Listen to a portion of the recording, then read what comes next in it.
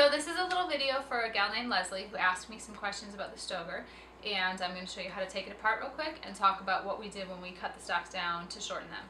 So first thing, yes, it's empty, and I'm going to take it apart.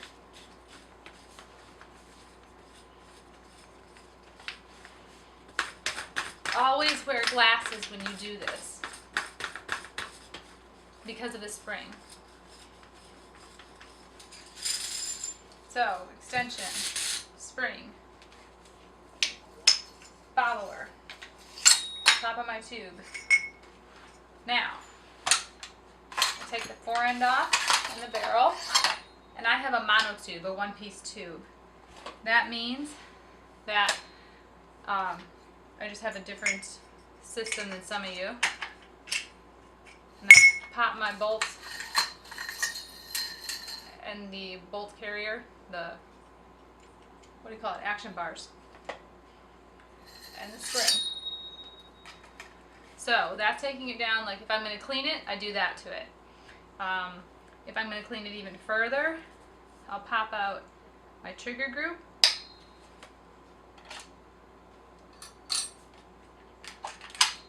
and I'll spray this off, spray this out, clean the tube. Whenever I'm at a match that's more than one day, I will always take my gun apart at the end of the day, wipe it off, put new oil on, and just clean out the tube, especially if I'm at a range that's real dusty, because I think that that can play a pivotal role in your shotgun's performance, and it's not your shotgun's fault, it's your fault for not cleaning it. So clean the tube every time you're out in the dust.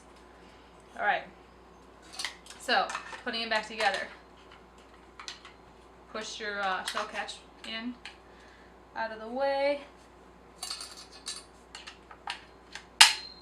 Line that up. Now, I would oil it lightly. My spring. So one of the things that we have, so we have a mono tube. If your tube is black nitrided, don't mess with it. It's slick for a reason. Ours are steel, so I polish the crap out of them till they're real shiny.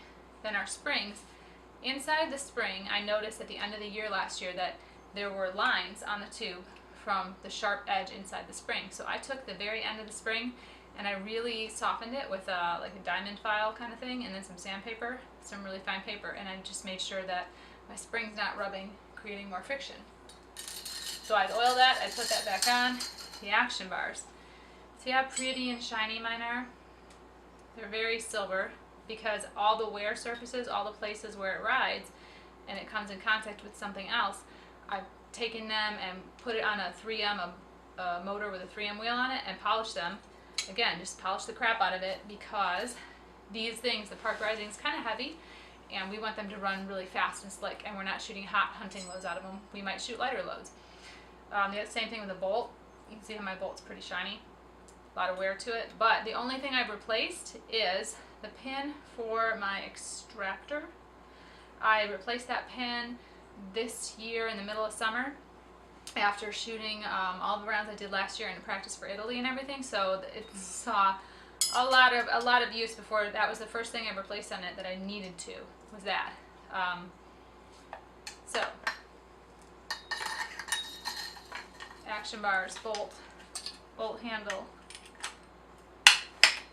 Now, when you put your shotgun back together, like I said, if I was just wiping this down in between days in a match, I wouldn't clean the barrel. I might just run the bore snake through it just to make sure there's nothing in there. And I might clean this out and oil it. I always check the extractor cut on my barrel. Every so often, it'll get dinged up a little bit. Right new from the factory, they're pretty sharp right in here. So I've taken a rounded file and then used the other end of it with some like 550 cloth on there and really soften that so that I don't have shells catching there. And I'll just kind of monitor that throughout the year, and every so often just clean it up a little bit. So I'll spray that out, clean that out, oil it up, take my handguard, slide it from the bottom. The whole thing comes over the top, and then when you get here, you just have to wiggle it a little. Your bolt is closed, so then as you get down in deeper, pull your bolt handle back. I have a Redneck Tactical bolt release thing here because I don't want a big one in my way. I like the low profile of this. And so I have to kind of play with it to get it in here because there's a very tight there's a little edge here. It's stepped. So you want to make sure that you don't have your hand guard out too far, that you put it all the way down. So make sure there's not a gap in here, and make sure that you're not squishing. I mean, it's a very tiny edge, and if you put it on wrong, you can kind of screw up your hand guard. So make sure it's on there properly. Put the other pieces back together and tighten it back down. I always clean my follower and I check it, make sure that there's no rough spots on it, because again, you don't want it to get a little dust and gunk in there and cam in your tube and cause you a problem during a match. Now your spring.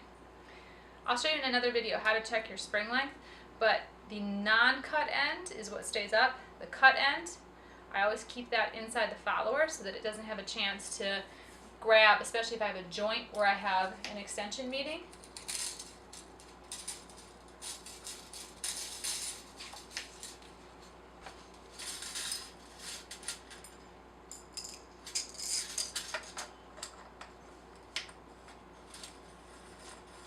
And I'm going to tighten it on down and I'm done. And I can kind of make sure I put it back to the same place because of all the carbon that spills up on here. But if you don't have a monotube, if you have just a regular extension on your tube and you have a tube clamp, I would say you want to be a little more careful when you're putting your gun back together.